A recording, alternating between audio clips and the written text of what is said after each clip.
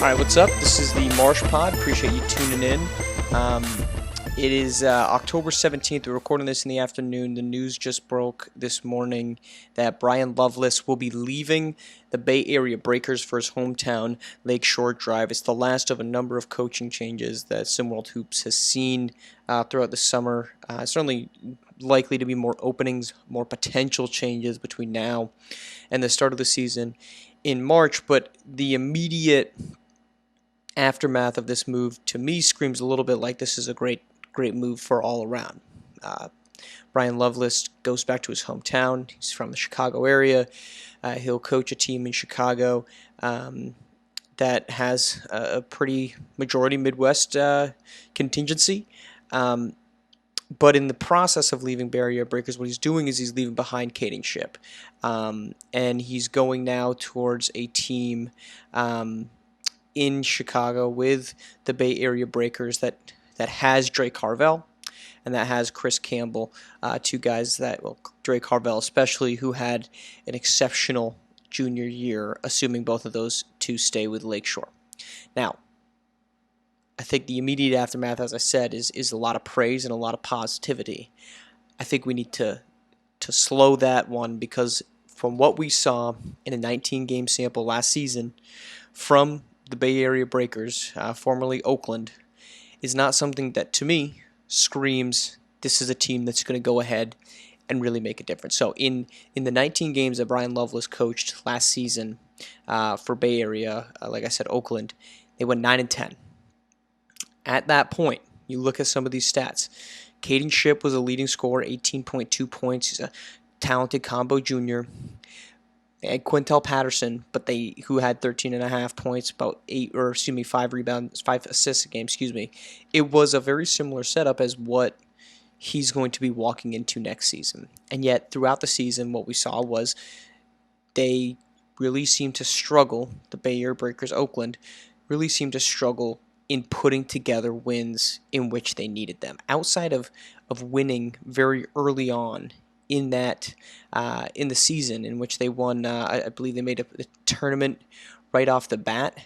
They weren't a team that came across as being dynamic. So they went in and they made it to the championship game of Power of Attorney. They won 2 of their 3 games in that tournament. They won 7 the rest of the way. So from early January through to the season ending in June, they won 7 games.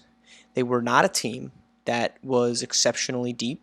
They were not a team that was exceptionally dangerous. They did not pose themselves to be a team that should have been a serious contender. Hence why they lost to to Houston, who was the 19 seed at the time. So, why do I say this? Because Bryan Loveless now is going to walk into Lakeshore Drive with a team that is very, very similar to what he just coached. You have a dynamic scorer at the guard position in Drake Carvel, a 45% shooter from deep, much like Caden Ship, a little bit better. Caden Ship shot 36% from deep. You have a second guard in Chris Campbell, who had 5.5 assists, but at 5'10", was very undersized, just like Quintel Patterson was very undersized at 5'10" as a senior guard. And in this case, Patterson, a much better scorer, 34% from deep, 53% from the floor. Meanwhile, Chris Campbell, 39.3% from the floor. The only other returner they have is Jamal Harper, who I thought was really good, athletic wing, but still only shot 35%. So, what the sequence and what the game plan was that Bryan Loveless instituted last season in Oakland, he'll have the pieces to do almost the exact same thing.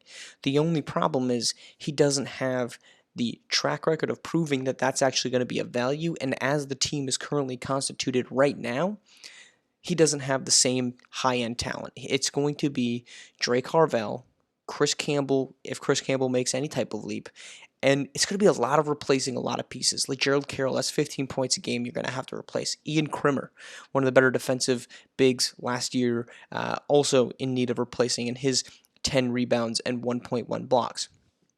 This isn't to say it can't be done. The recruiting period, which is set to begin in the next couple of weeks, as was announced last week, in terms of the offseason schedule coming up for SimWorld Hoops, should give them an opportunity to really add some pieces because Lakeshore Drive, much like just about every other team right now in SimWorld Hoops, is very bare bones. A lot of them lost majority of senior rosters, and now they're starting that recruiting and refilling process. It will be imperative for Coach Loveless and the rest of this organization in Chicago to put together a recruiting strategy that better accentuates what exactly Bryan Loveless wants to do. Because we've seen the approach, and if his game plan is going to be we are going to let our star be our star, then we know what that story is going to end like. It's going to end with a 500 team, a team that maybe can make a run in a national tournament, maybe, depending on the first round matchup. Maybe they could do what Houston did a year ago when they made a surprising run through Oakland and all the way into to the, I guess, final Elite Eight, the final 8 teams there, and they ended up falling to Pacific Northwest.